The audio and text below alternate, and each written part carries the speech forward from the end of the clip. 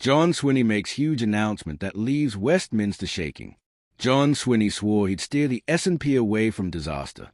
But instead of a steady hand on the wheel, we got a captain sleepwalking straight into an iceberg, armed with nothing but monopoly money and a sinking crew abandoning ship faster than you can shout independence referendum.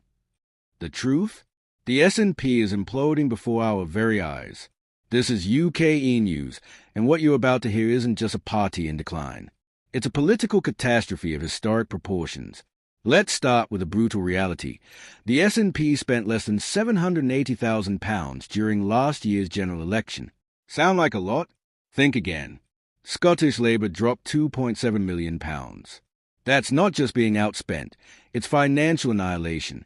The SNP didn't lose a race. They brought a spoon to a gunfight and got politically vaporized. They spent less than half of what they did in 2017, and even less than 2019. They were so broke, MPs had to crowdfund their own campaigns. Picture this, actual members of Parliament begging for fivers online just to print leaflets. It wasn't campaigning, it was political panhandling. And it gets worse. Much worse. Remember when the SNP had a proud army of 125,000 members? That was just 2019. Today? Less than 59,000. More than half gone, vanished, fled, like rats escaping a sinking ship. No mystery here. Under Hamza Yousaf's disastrous leadership, party loyalists didn't just leave.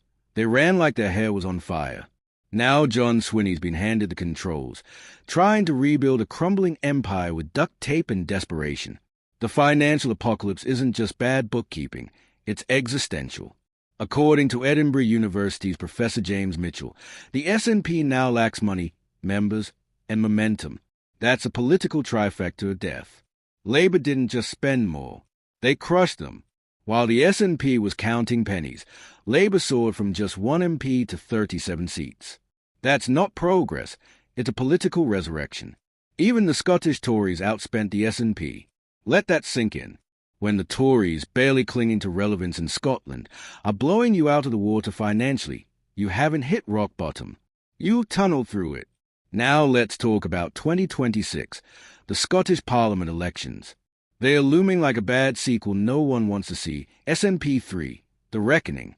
With shattered finances, a shrinking base, and the enthusiasm of a funeral procession, the SNP is barreling toward what could be their worst performance in over a decade. The money woes aren't just campaign-related.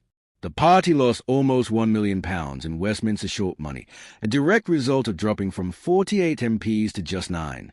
That's not just a defeat. That's political ruin, echoing through their entire operation. As Professor Mitchell put it, Labour has its ducks in a row.